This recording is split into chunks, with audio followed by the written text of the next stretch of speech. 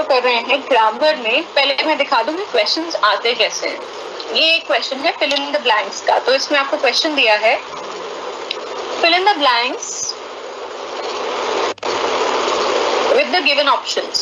Leeches dash segmented worms with section cups at each end. ये एक sentence दे दिया है, बीच में जो डैश है उसमें आपको 3 ऑप्शन में से कुछ चूज करना है। Leeches are, leeches is, leeches have. अगला है their bodies dash are, is, have wider rather than thick. तो इसमें अगेन आपको ऑप्शंस दिए हैं, आपको फिल करना है। ध्यान से देखिए, ये सारे ही क्वेश्चन सो फार इसी टाइप के हैं अब तक। इसके अलावा ये तो हुआ क्वेश्चन 2 है। क्वेश्चन 2 में जो आपका आया है ये है edit and rewrite the following passage to remove errors. There is an error in each of the 5 parts of the passage. यानी कि ए, बी, सी, डी और ई करके आपके पास यहाँ पर कुछ क्वेश्चंस, कुछ सेंटेंसेस हैं। एक्चुअली ये पूरा एक ही पैराग्राफ है, इसका पूरा एक ही पैराग्राफ का सेंस बन रहा है और इसमें हर लाइन में कहीं ना कहीं कुछ कुछ गलती है। सो पहली लाइन हम लोग एक दो सॉल्व करके देख लेते हैं। The other day we discussed the setting up of a debating club in our school. तो ये क्या बात हो रही है यहाँ पे देखो, सबसे बड़ा एरर है टेंस का। अगर आपको फिलहाल नहीं समझ आया है तो कोई बात नहीं, आज टेंस करेंगे तब समझ आ जाएगा। तो वी डिस्कस नहीं होगा, वी याद है वी वर डिस्कसिंग। कुछ दिन पहले हम डिस्कस कर रहे थे।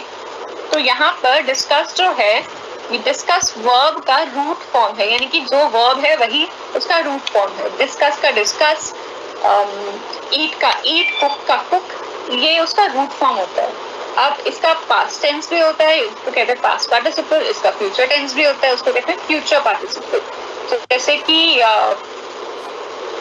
ईट का एट, उस तरीके से they all have पास्ट में क्या वर्ब यूज होगा, पास्ट में क्या पार्टिसिपल यूज होगा, वो सब डिटेल में अभी हम करेंगे तो ये थोड़ा ज्यादा क्लियर हो जाएगा। तो फिलहाल क्वेश्चन समझाने के लिए मैंने एक आंसर आपको दिखाया था। The other day we were discussing the setting up of a debating club in our school. So यहाँ पर हमको गलती मिल गई पार्ट ए में। इसी तरह पार्ट बी, सी, डी और ई भी करने। अभी आ जाते हैं पार्ट्स ऑफ स्पीच पे। यहाँ पे कंफ्यूज नहीं होना है। कल हमने किया था figures of speech. Figures of speech पे हमने अलग अलग तरीके के ways देखे थे through which our speech can be beautified, through which we beautify our language, जैसे कि simile था, metaphor था, ये सब पढ़ा था। Parts of speech अलग चीज है। इसका मतलब ये है कि हम कोई सेंटेंस बनाते हैं, राइट? वो सेंटेंस अलग अलग चीजों का बनता है, अलग अलग पार्ट्स का बनता है। वो पार्ट्स क्या है? Those are parts of speech.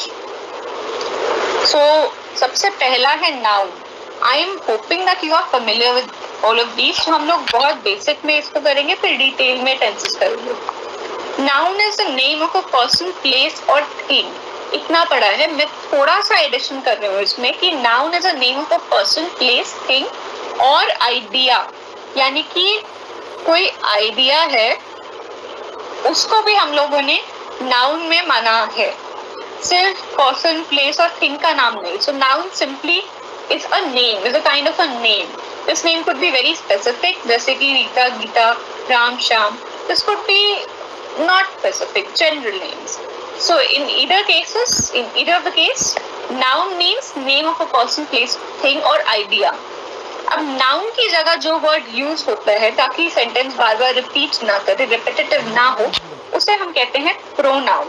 Pronoun is a word used in place of noun, जैसे कि he, she, it. These are all pronouns. Verb होता है कोई ऐसा word जो कि कोई action जताता है, कोई action दिखाता है या फिर कोई state of being दिखाता है, जैसे कि happy होना।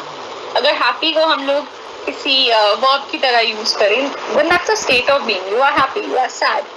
That's a verb. कोई action word, you are doing something, like you are walking, reading, writing. You write, you wrote. All of these are verbs. Adjectives basically noun की कोई quality describe करता है, noun को describe करता है। Adverb वही काम verb के लिए करता है। एडवर्ब यानी कि कोई ऐसा शब्द जो कि वर्ब को डिस्क्राइब करे, या इन एडिशन कोई एडजेक्टिव या किसी और दूसरे एडवर्ब को डिस्क्राइब करे, उसको कहते हैं एडवर्ब। आर्टिकल ये मैंने एडिशन किया है ये 8 पार्ट्स ऑफ स्पीच में।